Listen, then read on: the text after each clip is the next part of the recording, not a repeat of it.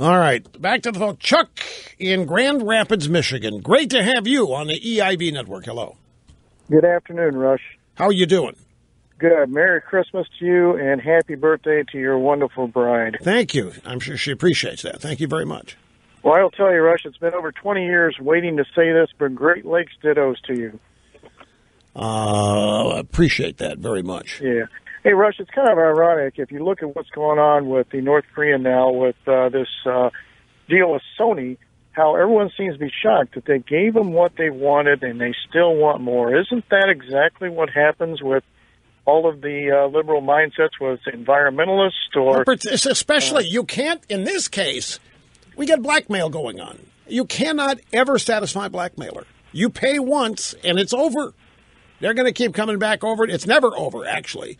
Now, in your case, what you're talking about, the left is, in a way, saying that no matter what they get, it's never enough. They're never happy. And by the way, the one thing that people need to remember, when the left proposes solutions to big problems that they have made in the first place, they create these problems, they fix things, break things, then they want their own agents, government, bureaucracy, whatever, to fix the problem.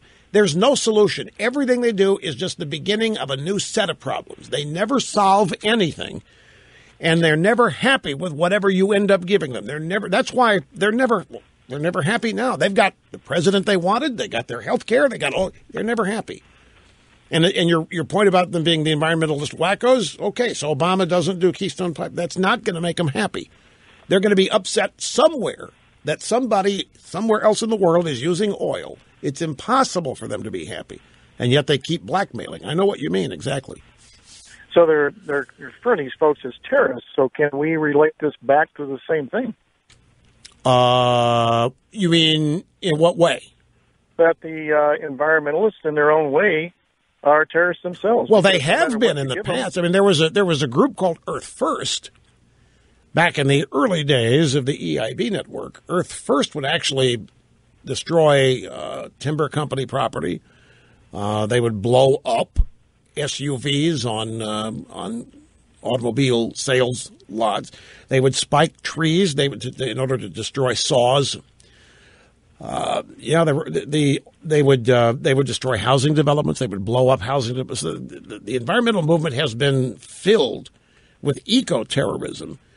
So in reality, from the get-go, full circles to fight them. Yeah, you could say that.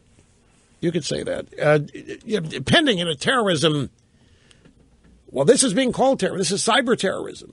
There's no question this is terrorism. What is terrorism? You get right down to it. Terrorism is upsetting norms and instilling fear in people when they engage in normal behavior. If you make people afraid to engage in normal behavior, you've succeeded as a terrorist. And they're succeeding left and right.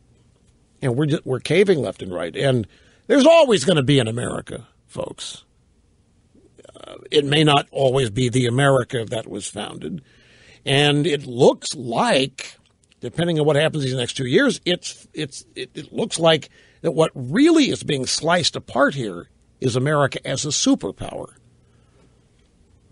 When we speak of America in decline, that's really what is in decline here. Not just that culturally we're in decline. We've got corruption, perversion, and rotting throughout our culture.